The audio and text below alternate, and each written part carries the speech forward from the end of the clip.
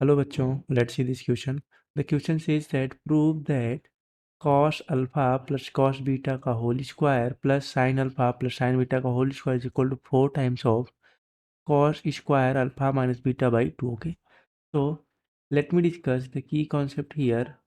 Then we will proceed further for solving of this problem.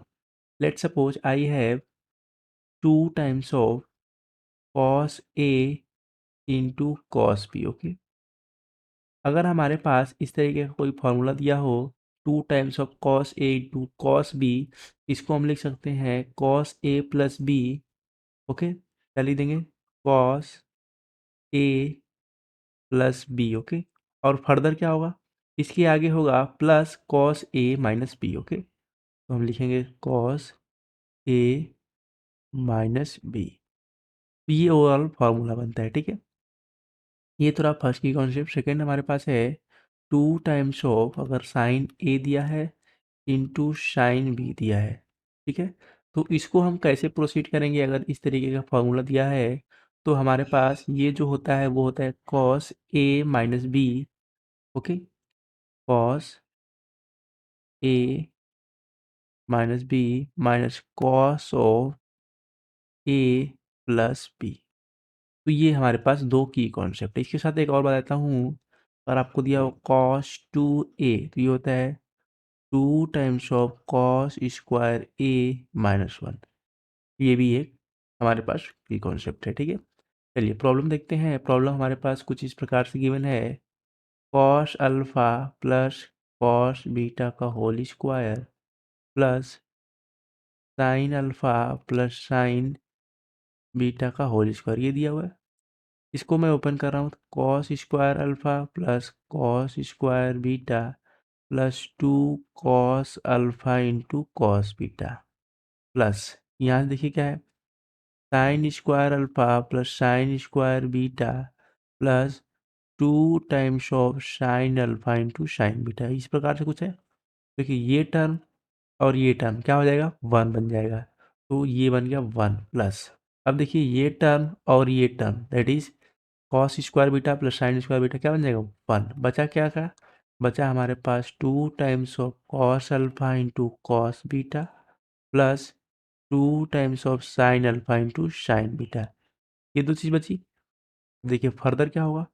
यहाँ मिला 2 plus 2 times of cos alpha into cos beta को हम क्या लिखेंगे? यहाँ देखिए ये क्या होगा?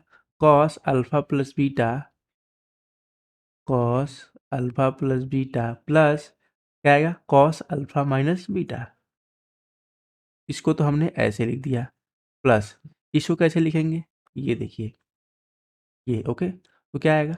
Cos alpha minus beta minus, okay, हमारे पास ये है minus of cos of, that is alpha plus beta.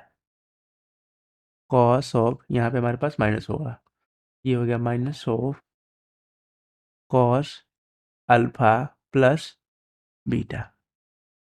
Okay, कुछ इस प्रकार से हमें ये वैल्यू मिल रही है। अब देखिए यहाँ से क्या कैंसिल होगा, ये और ये टर्म कैंसिल होती दिख रही है आपको। ओके, तो हमारे पास यहाँ से क्या मिलेगा? देखिए हमारे पास अगर हम नॉट, ये और ये कैंसिल नहीं होगी, हमारे पास दो टर्म कैंसिल होती दिख रही है आपको। ये और ये कैंसिल नहीं होगी, ये तो ऐसे रहेगी, ये तो यहाँ माइनस माइनस। ओके, तो ये नहीं कैंसिल होगी, ये इसके साथ ये कैंसिल होगा। ओके, यहाँ माइनस था यहाँ प्लस, तो ये नहीं कैंसिल हो सकता। ये और ये टर्म एक दूसरे से कैंसिल हो रही है, बस क्या रहा है?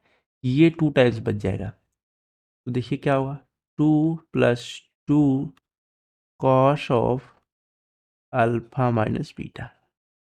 अब देखिए इसको कैसे लिखा जाए। ठीक है, इसको मैं क्या करूँगा? 2 कॉमन लूँगा, 1 plus cos of alpha minus beta, ऐसे लिख सकता हूँ। अब देखिए फर्दर क्या होगा?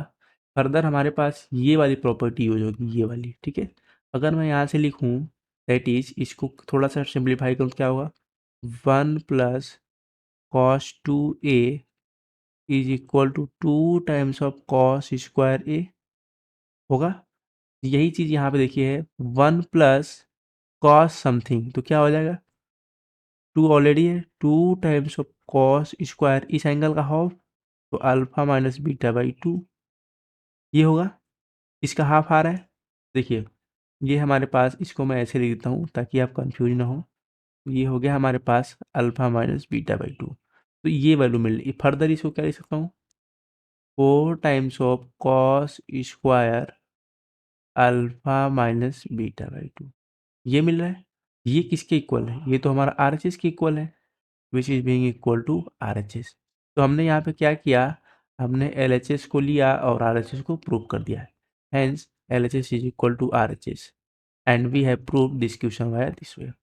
I hope you understood it very well. Best of luck.